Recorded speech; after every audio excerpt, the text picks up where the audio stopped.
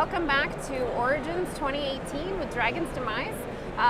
This is Lesley, and I'm here with Felli from Devious Weasel Games. I'm very excited to do this interview today. We're same Jenga format that we've been doing all weekend or week. It's not actually the weekend yet.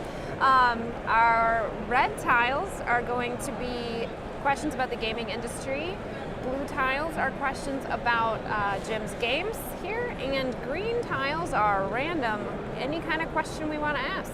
So, Jim, welcome to Dragons Demize. Thank you for inviting me here. I'm very happy to be here. I told my wife that I was coming, and I was so thrilled, and I would be charming and erudite and funny, and she reminded me that I am none of those things. So, you get what you pay for, and I'm free. So. Awesome. I'm also a terrible Jenga player, so yeah, this could be really short. That's all right. That's all right. We're going to have a good time. I'm excited. You get to go first. I get to go first. Yeah. All right, so let's see. Watch it fall down the very first time I do this. Am I allowed to stand up, or do I have to stay seated for this? Stay seated. Oh, I almost knocked it. Oh, that means I have to come around blind on the other side. Okay. Adventurous first move. I like it. All right. So, well, first question, gaming industry. So what made you decide to make the transition from the gaming hobby, because most of us start as a hobby, to working within the gaming industry, making your own games? So I was heavily into role-playing games, and so I wanted a game that could be similar to a role-playing game that my wife would play with me. So I built this big, beautiful, cooperative game, and she played it once. Found other people who enjoyed it, and it just came to the point where maybe I should produce this and see if anyone else would like it. Okay. So my philosophy is I make games that I really want to play, and invite other people to play. And amazing. So that's what took me in, this need for a role-playing game when I didn't have role players around. Did you publish that game? I did. Okay. And which one was that? I'm sorry, that's another. Oh, that's another question. Okay, it is. I have to keep her honest. Fair. All right. I made Greg do all of these earlier, so this is my first one. Oh, there you go. Blue's my favorite color. Awesome. So. And what does blue get you? A question about your game. It's not a quinky dink. It is. All right, so which game was that? Can you tell us about that one? That was Shadows of Malice. That came out in 2014. It is a modular adventure game where it's a tell but don't show game. So there's no pictures of creatures, there's no pictures of avatars, and what you'll do is, for instance, you'll draw characteristics of creatures and make up your own story. So you find, oh, it's a mammal, it's small, and it breathes fire. What is it? So we had fire-breathing squirrels, we had werefish. It was interesting. So that's what the first game was. Oh, very cool. That's awesome.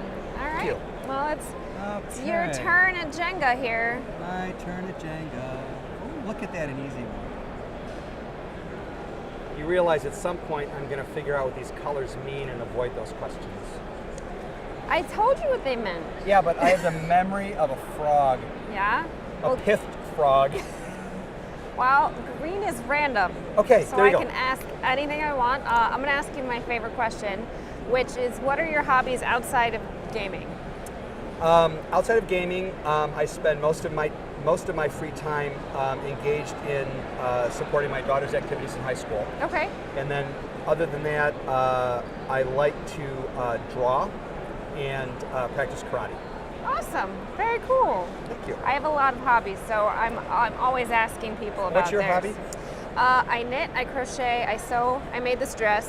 Awesome. I CrossFit. I have a lot of hobbies. That's awesome. Yeah. Now I feel insignificant. and No, lazy. not at all. You're publishing board games. Not at all. Someone once told me my hobby was hobbies. Oh, that's a great Yeah. concept. Aha. Oh. All right. Blue, games, questions. Okay. So, I took some time to look at your games earlier today, and the most impressive thing to me immediately was the diversity represented in your games. You know, this one that just is coming out, we'll talk a little bit more in detail about that in a little bit. Drawer has a split gender, male and female, and the Bemused is equally representative of all races and genders, correct? Correct. What we try to do is make it as diverse as possible. So there are 6 virtuosos. This is a game where you're playing a muse inspiring an artist. So there are 3 male artists, 3 female artists, and what we try to do is make each artist a different ethnicity. Sure. So we have Eastern European, African American, South American, let's see, Japanese, Middle Eastern, and what is my 6th one that I'm missing? May I? Yep. Oh, Indian. Yeah. Subcontinental Indian. Yes. Beautiful, beautiful artwork. I know you probably can't see this on the camera, but also female artists. Yes, female artist for the cards was Tawny Pettit. She's a wonderful young lady out of California. And the cover art was done by a lovely young lady named Naomi Robinson out of the UK. That's amazing. Diversity in board games is obviously a very topic very close to my heart. So I'm excited to see that's also important to you. So it's extremely important to me. I think the worst thing to do is perpetuate tropes. Yes, absolutely. All right, are you ready? I think so. Let's see. Oh, I got one. Rot up the top. All right. Red, industry questions. These are the hardest for me. And I don't know why. So, since transitioning from hobby to developing your own game company, have you had, what's the balance like? A lot of gaming industry folks are not able to devote their whole lives to it. It's a side business, side hustle, if you will, in millennial terminology. So what's that balance like for you? So for me, I have a full daytime job. I'm a professional scientist. Amazing. Thank you. And so this stuff I do at night. Okay. It's been kind of interesting because my wife volunteers a lot for the high school, and my kids are in college or in high school, so that leaves me with stretches of time when I have a few hours. Sure. And so that's where I do my development, and on weekends. So that's been the split for me. And since I'm not in it for the money right now, I'd like to break even, sure. but I can go at a pace I choose to go. Right. And then you'll find more about that when you ask me about Kickstarter. Okay.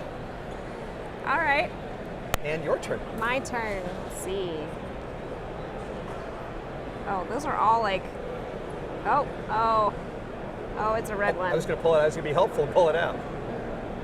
I don't think that's how Jenga works. No, that's not how it works. All right. So I guess we're asking about Kickstarter and what that experience is like. Because Kickstarter kind of came out of nowhere for everyone. Yeah, so I personally do not use Kickstarter. Okay. I self-fund everything. Okay. And there are a couple of reasons for that. First, I'm unabashedly lazy. I don't want to do all the work it involves to make a video and do all this and contact people. Number 2 is I think people backing games is great. I just don't want to deal with them. There are too many false expectations that arise. Sure. I don't want to deal with fulfillments. I want to deal with one person who's going to be whiny and contact me all the time. Right. And then the other reason is I'm old school, right? I mean, I'm an old guy, I'm an old school guy. I personally believe that the more you have skin in the game, the more care you take in your product. Right. And so that's kind of my incentive to keep things true to my vision.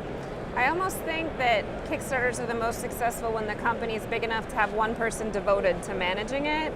And that, that's really hard for a small company. So I think Kickstarter is absolutely fabulous for a small person who's got a great vision and they have no resources, no funding, they don't have enough family and friends to draw on. That's, I think, what it's made for, and I laud it for that.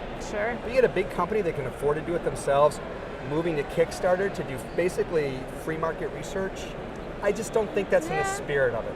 Yeah. So that's just my own personal Sure. belief. It's a fair argument. Oh, great. It's your turn. I guess I could look at this side too, couldn't I? Yeah. Oh, criminy. It's another red question. You know, I actually am beginning to hate the color red. Like a blue pot. Yeah. Oh, good reference. I know that you. show. Thank you. I was a little bit grim watching it the first time. Yeah, yes. But I do love Monroe. He's my favorite character. And I apologize for everyone who didn't get those references. Go watch the show Grimm. But I only got through like the 3rd season. Okay. Industry question. What is it like going out and looking for artists and working on that aspect of games? Because I assume not all of your artists are gamers or in the gaming industry? Or? I really don't know. Okay. I do artwork on the side, so I have a feeling for what vision I want portrayed in the artwork. Sure. So, for instance, everyone knows general styles like anime or realism or things of that nature. So you're not going to have a realistic, dark game with anime art, for example. Sure. So what I tend to do is I've had good success going on DeviantArt and ArtStation and just looking at people's portfolios, and if I find something that strikes me not as quote-unquote good art, but as that might be appropriate for this project, then I'll call them and see if they want to do something. Interesting. And that's how I found all of the artists that I've used. That's awesome. So 3 from DeviantArt and 1 from ArtStation. Very cool. All right. Now I have incentive to find something other than red. Yeah, it's my turn though. Oh. Let's see. I'm also trying to find something other than red. You're gonna bring the house down just avoiding red. Aha. Oh, blue one. All right. So, let's talk about this game that's coming out. It's not out yet. It's releasing at Gen Con, and we have pre-release copies here. Correct. And Dragon's Demize will be reviewing this in the near future. We haven't played it yet, so. Okay. Of course so not. talk to me about this game. It's the game of social combat. Right. So there are a lot of games with social deduction themes where you're trying to guess something or figure out something from clues. This game, you play a master of a lesser house, and you're trying to become the master of a greater house. Okay. So basically, the winner of the game gets their house elevated to great house status. So you're basically throwing shade on each other. You're doing suspicions and scandals to remove or lessen the social standing of another house. That's the social combat aspect. Gotcha. So it plays in, it's 4 to 6 players, about 30 minutes, and the mechanisms are such where each player has a unique ability to affect cards already played, and it's all about trading. I'll do something for you if you do something for me, but not just in currency of, say, abilities on the game, but if you use your ability on that person, I will give you a card from my hand, for example. Okay. So that's the gist of the game. Very cool. Very cool. I look forward to playing it. Thank you. All right, now it's your turn. Now it's my turn. Because you had making me think I cheated before. Which You did not cheat. I tried to. And I didn't pull a red one, so. All right. Oh, well. Is that a loss? No, you're good. Now I Okay. have 2 questions. Oh. A Do I have to green put that one. on top too? Uh, No, that's your automatic pull. It's my piece. You automatic pull. I'll There put you it go. up there. Green question. What is your favorite game that you have not made? My favorite game I've not made. And you can pick a couple if you don't want to decide just one. My top 2 of all time. Sure. Cosmic Encounter. Okay. I'm not going to say Dungeons and Dragons because I think that's a different kind of flavor. Sure. Cosmic Encounter and Pente. Pente was an old game. Who made it? I don't remember who made it. It's a very simple game, a grid system. You have 1 color bead, I have 1 color bead, and we just have to get 5 in a row. But you can capture and get 5 pairs to win. Okay. Very simple game. Had so much fun with it, and that's one of those games I don't know whether I love it because of the game itself or because of all the good memories I have from people I played it with. Well, I mean, good memories make a good game, I think. I think so. I think so. So that's why I like to make social games, why I don't do computer games, because it's about the social experience, the human experience. You will never remember who made what move, but you'll remember the story that went along with it. Yeah, I've played some terrible games that I have really good stories for, actually. So. Yes, I'll bet. All right. Easiest Pente move ever, ladies and gentlemen. Yes. All right. So, and it's interesting because you just mentioned Cosmic Encounter, and I know you have a couple cooperative games. So, let's talk about your cooperative games, which are really not at all like Cosmic Encounter at all. No. So we've got here Zimby Mojo, which is partially cooperative, which I find intriguing. I just looked at this earlier. So you compete together, well, to kill the king. Correct. And then you have to get the crown. Correct. So then it's not cooperative anymore. I call it opportunistic. You'll cooperate until the opportunity arises to jump away. So what was the thought process behind making a game like this? I have no idea. This is one of those games where I was sitting around probably having drinks with some friends. Yep. And I thought, well, actually, you know what it was? We were talking about school when Okay. we were very young. And I remember a song when I was in chorus class called The King of the Cannibal Islands. Okay. And if you look it up on YouTube, you'll probably find it. It's probably this terribly socially inappropriate song by today's standards. Sure. But I remember it was about the King of the Cannibal Islands. That'd be a cool game, the King of the Cannibal Islands. Sure. Which sort of Cannibal King, Uh-huh. which is what led to this. That's amazing. You never know where ideas come from. No, for they come games. from out of the blue. And it's Yeah. funny you mention that because I hadn't thought of that in a long time, but I remember I hated chorus class, but that was the one song I enjoyed singing because it has hokey pokey, winky wonk kind of meter to it. Sure. Wow, that's awesome. All right. All right, let's see if I can find something to trip you up. Uh-oh. Oh. Sorry. More red. Me hates it, my precious. There's so many red questions. I'm gonna have to talk to Greg and Jacob about I the think the distribution distribution is not uniform. of red tiles. They're not paying attention right now, and Of course that's not. okay. They'll watch this later, and I'll tease them later about it. So, Red, I really want to ask you about the party game scene. Well, since they're not paying attention, you should just change and ask whatever question you want. Actually, let's kind of blend red and blue together to get a purple tile that we don't have. I'm all for it. So there's a lot of games that fit the like party game, 6-ish person, social, werewolf-ish. Right. So what is it hard to break into that arena? And what has that been like? Because both of these games kind of fit that niche. Yeah, so the thing that's great about a game like Werewolf is you need about 7 or 8 players to play it really well, and it can Yes. expand outward. Yeah. The problem with this game was, both of these games actually, is 4 to 6. Mm-hmm. You need at least 4 people because otherwise it's sort of a tit for tat kind of game. Right. And there's no fun in that. Right. So 4 people makes it so you're not just 2 people ganging up on one and you can make alliances. I didn't go beyond 6 simply because of the symmetry of the abilities and the powers. Okay. Because you'd have to go up by 2 because I like to have a counter power to each power. Mm-hmm. The difficulty I find, which is really interesting, is a lot of people say, oh, I play solo games. Well, you can't play this. Right. Or I can't get 4 people to play a game. Right. And I understand you got one, maybe you play with your spouse or something. So there's a large section of the market that's not interested in it. Simply because of their own constraints. Sure. And I'm okay with that. Yeah. But for the people who do have 4 or 5, Mm-hmm. what I try to do is make a game that could be put in a filler space. We got people coming over to play D&D. We've got 45 minutes till they get Right. here. What do we play? But I wanted to give them a level of depth Yeah. of like an hour game. So you'll find Nice. a level of depth in these games despite the play acceleration. On Board Game Bistro, we call that an appetizer game.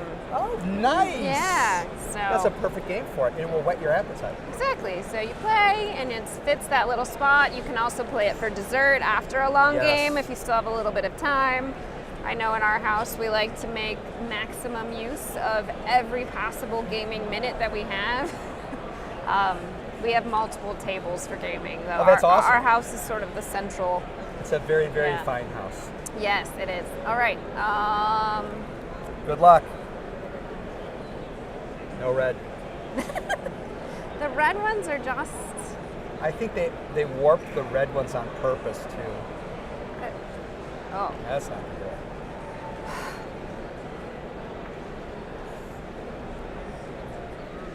Yeah, none of the green ones are moving.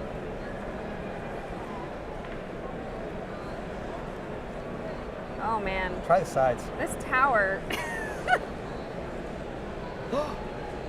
Oh no, that could be trouble. Is there a one-handed rule in Jenga that I'm aware of? Maybe. Are we making our own rules? I think we're making our own I rules. like it. I mean, purple questions, that's brilliant. I'm going to be the only one with a purple question in You your are. whole, You whole will be. catalog. Yeah, absolutely. So you alluded earlier that there might be a game in the works coming out. So what can you tell us about that? So right now, what I can tell you is it ties in with Shadows of Malice. Okay. So in Shadows of Malice, there was a world that was destroyed, and fragments of the world come together, and you arrange it to play your game on. So this carries on with the theme of the agents that are creating this world are harvesting the terrain from the pieces of the old world. Oh, wow. And what they use to harvest Very the terrain cool. are your characters in this new game, which right now in my mind are 1,500 foot tall, invulnerable, immortal, anthropomorphic frogs that are eating the world as it's being destroyed. Frogs. That's And a since good they're premise. immortal, you can't croak. I'm sorry, I just thought of that. I should have not have said anything. Uncroakable frogs. All right, we're running out of time. I gotta. Oh no. I'm trying to avoid. Doing anything you can to avoid that. It's amazing because even though we're running out of time, nobody ever wants to topple the tower. I avoided a red. You did avoid a red. Well Whoa. done. All right. More games questions. No, blue's your random, isn't it? No, green is random. That looks green to me. Do whatever you want. Do you have any games that we haven't seen yet here? We No. talked about Shadows of Malice, Bemused, Jur, Zimby Mojo, anything else? No, that Shadows of Malice went out of print. Okay. It sold everything. It's gone. There's Sure. an expansion to it. Oh, okay. I've got a few of those left, but it's worthless without the base game, Sure. so I'm holding it back. Other than that, these are what you see. Okay, well then I will ask, how do you feel about expansions?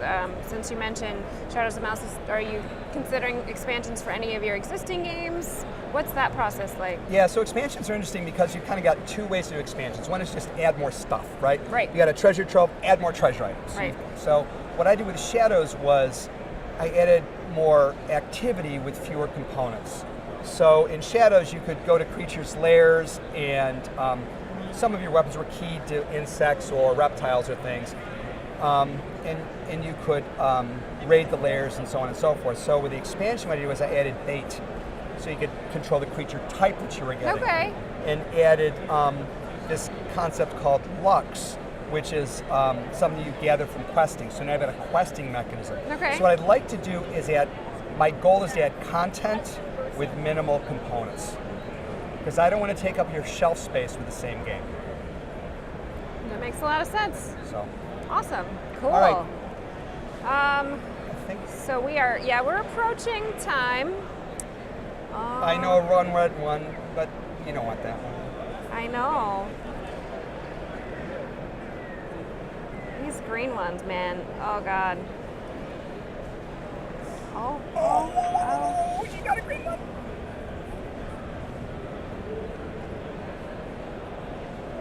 Yes. Victory. Lesley, you are mighty. Small but mighty. I'm going to steal a page out of Greg's playbook and say, what's your favorite donut? My favorite donut is an apple fritter. Yeah? I like Well- them when they're crispy on the outside. Yeah, we had an amazing apple fritter this morning, and I wish I knew where it came from. I would tell you, because it was Oh. so good. But if I run back into my husband, I will let you know, Thank you so much. because that's important. Well, All thank you for all this. If you had half as much fun as I had, then I have a then ton I had of twice fun. as much fun as you. Excellent. Thank you. All right. Well, that has been the video. Oh, we have to topple the tower. Would you like to do it? No, it's your job. It's my job. Interviewee. You have to topple Does it have the tower. to topple? Yeah.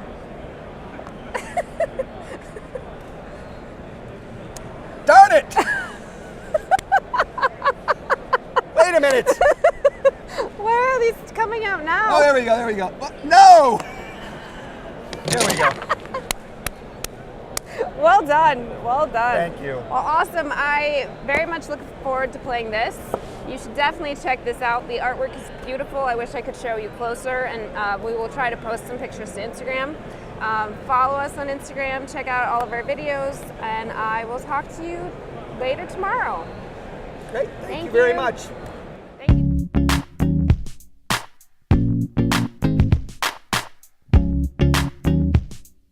Thank you, Jim. My pleasure, Lesley. Thank you so much. You are the best interviewer I've ever talked to in my life.